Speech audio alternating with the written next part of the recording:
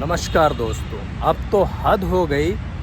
America, Germany, United nation, मतलब देश विदेश से इंडिया के बारे में, इंडिया के पॉलिटिक्स के बारे में बड़ी बड़ी संस्थाएं जो है कमेंट कर रही हैं। यूनाइटेड नेशन के सेक्रेटरी एंटोनियो गुतेरस ने बोला है कि लोकसभा का, उम्मीद करते हैं कि लोकसभा का इलेक्शन बहुत ही फेयर और लेवल प्लेइंग फील्ड से होना चाहिए और किसी भी तरीके की कोई दिक्कत नहीं होगी। यूएन, जर्मनी, जितनी भी कंट्री है, सब की सब कंट्री जितनी है इंडिया के बारे में बोल रही है। ख़ास के केजरीवाल के बारे में कि केजरीवाल को जो अरेस्ट किया गया है लीकर के केस में, उसके बारे में बोला जा रहा है कि ये गलत है। ठीक है, उतना ही नहीं, यूनाइटेड नेशन, जर्मनी, अमेरिका, सब ने इसके बारे में बिल्कुल ही इसे गलत ठहराया है और इंडिया इसको बोल रहा है कि प्लीज़ हमारे आंतरिक मामले में आप हस्तक्षेप नहीं कीजिए। कहने का मुद्दा ये है कि अगर कांग्रेस जैसी पार्टी को 1800 करोड़ रुपए का इनकम टैक्स का नोटिस आ सकता है सिर्फ इस बेसिस पे कि उसने 13 आदमी के नाम जो है डिक्लेयर नहीं किए थे जिन्होंने 14 लाख का चंदा दिया था, तो सेम वही इनकम टैक्स की धारा, सेक्शन बीजेपी पे क्यों नहीं लागू होती कि जिसमें करोड़ों करोड़ों का 200-300 करोड़ का चंदा उनको भी मिला और उसने भी उन चंदा देने वाले के अकाउंट, मतलब उनका नाम, एड्रेस नहीं बताया है। देखिए, मैं यहाँ पे ना तो बीजेपी को क्रिटिसाइज़ कर रहा हूँ और ना ही केजरीवाल और कांग्रेस का फेवर कर रहा हूँ। जो देश में चल रहा है मैं उसके बारे में मैं आपको बता रहा हूँ। ठीक है, बात सिंपल सी है और बिल्कुल समझदारी की बात है। उतना ही नहीं, केजरीवाल की वाइफ सुनीता केजरीवाल ने अपने एक प्रेस कॉन्फ्रेंस में क्या बोला है आप लोग सुन सकते। नमस्कार, मैं सुनीता केजरीवाल, अरविंद जी की धर्मपत्नी। कल कोर्ट में अरविंद जी ने अपना पक्ष रखा, आप सबने सुना तो होगा। अगर नहीं सुना है तो एक बार प्लीज उसको जरूर सुनिए। जो कुछ कोर्ट के सामने उन्होंने बोला उसके लिए बहुत हिम्मत चाहिए। सच्चे देशभक्त हैं वे।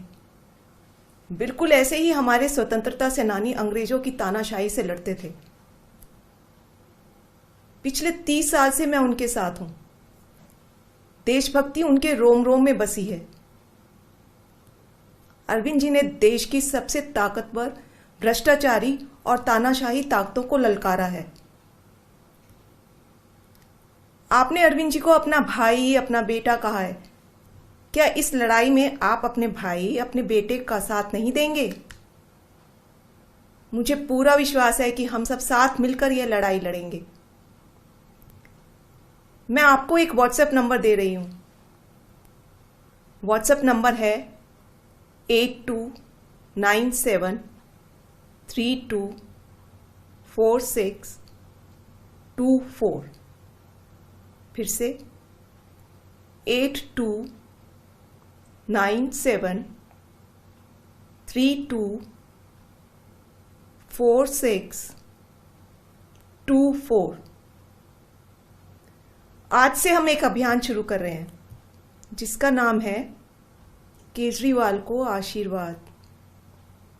इस व्हाट्सएप नंबर पर आप अपने अरविंद को आशीर्वाद भेज सकते हैं, शुभकामनाएं भेज सकते हैं, दुआएं भेज सकते हैं, प्रार्थना भेज सकते हैं। कोई और भी संदेश देना चाहे तो वो भी दे सकते हैं। कई माताओं ने तो अपने बेटे के लिए मन्नत मांगी है, कई बहनों ने भी अपने भाई के लिए मन्नत मांगी है, वो भी लिख के भेजें। मुझे कई लोगों के फोन भी आए, उन्होंने अरविंद जी के लिए व्रत रखा है। कितना प्यार करते हैं अरविंद जी से लोग, वो सब लिख कर भेजिए।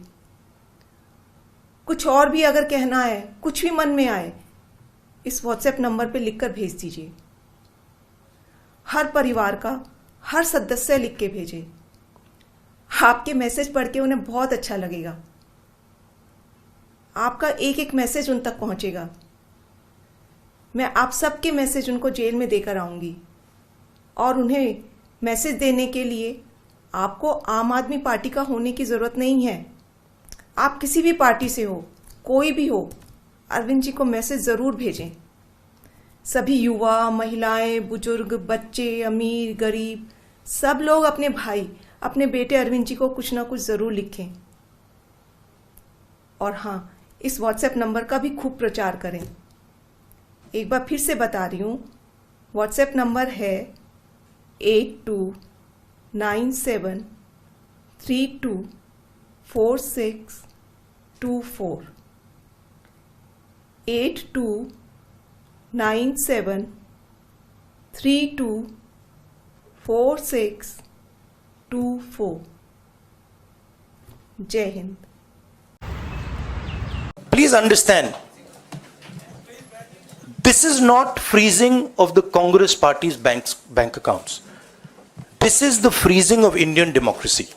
That is what is happening here.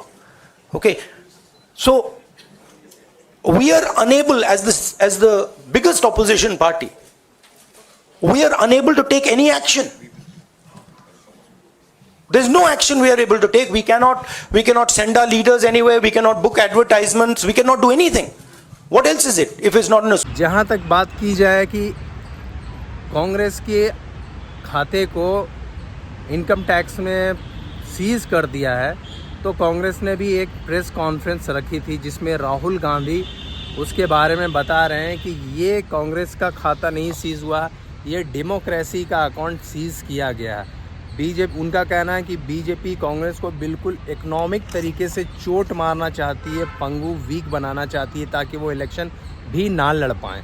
तो कहने का मतलब ये है कि ये डेमोक्रेसी है, यहाँ पे हर पार्टी को अपना जो है लड़ने का पक्ष दिया जाए, उनको हर पार्टी को अपना मौका दिया जाए। लेकिन जिस तरह से बीजेपी कर रही है उससे तो यही लग रहा है कि आने वाले दिन में बहुत ही मुश्किल है। और ये जो है कांग्रेस और उनके बड़े बड़े नेता का कहना है, ठीक है। अगर बात की जाए सोनिया गांधी का, तो सोनिया गांधी ने भी यही बोला है कि कांग्रेस पे तो इनकम टैक्स ने रेड मार दी, उसके अकाउंट को बंद कर दिया है, ठीक है, सीज कर दिया। लेकिन उस इलेक्टोरल बॉन्ड का, उस चुनावी चंदों का क्या होगा, ठीक है, जिसमें कि बीजेपी को 8,000 करोड़ रुपया मिला है। आप उसका, सोनिया गांधी का ये वीडियो सुन सकते हैं और देख सकते हैं। On the one hand, there is the electoral bond issue mentioned by Congress President Kharge ji, which has been declared unconstitutional by the Supreme Court. The electoral bonds have benefited, as everyone knows, the BJP hugely, massively. On the other hand, the finances of the principal opposition party, the Indian National Congress, are under a determined assault. This, we all believe, is unprecedented and undemocratic. तो दोस्तों, मैं यही कहना चाहूँगा कि election नज़दीक है, बहुत ज़्यादा दिन नहीं, 19 अप्रैल से वोटिंग शुरू होने वाली है, ज़्यादा दिन नहीं बचा है। कहने का मतलब ये है कि आप अपना वोट दीजिए, सोच समझ के दीजिए किसे देना है, किस पार्टी को देना है। मैं किसी पार्टी का ना तो विरोध कर रहा हूँ और ना ही मैं किसी पार्टी के पक्ष में, बट जो हो रहा है उससे तो यही लग रहा है कि देश में कुछ सही नहीं हो रहा है। मैं एक आम नागरिक के तौर पे मेरा ये फ़र्ज़ है, ये कर्तव्य है कि चीज़ों को सामने लाऊं और जो भी हो रहा है उसको बिल्कुल इन डेप्थ एनालिसिस करके आप लोगों के सामने लाऊं, ठीक है। मैं फिर से यही बोलूँगा, ना मैं तो बीजेपी के सपोर्ट में हूँ, अगेंस्ट हूँ, और ना ही मैं कांग्रेस या केजरीवाल के सपोर्ट में हूँ। मैं बस यही बोलना चाहता हूँ कि जो देश में हो रहा है मैं उसको आपके सामने ला रहा हूँ, और आप लोग भी अपना जो है सोच समझ के वोट दीजिए और देखिए कि किस पार्टी को देने से फ़ायदा होगा एक आम नागरिक का और इस देश का भला होगा, ठीक है।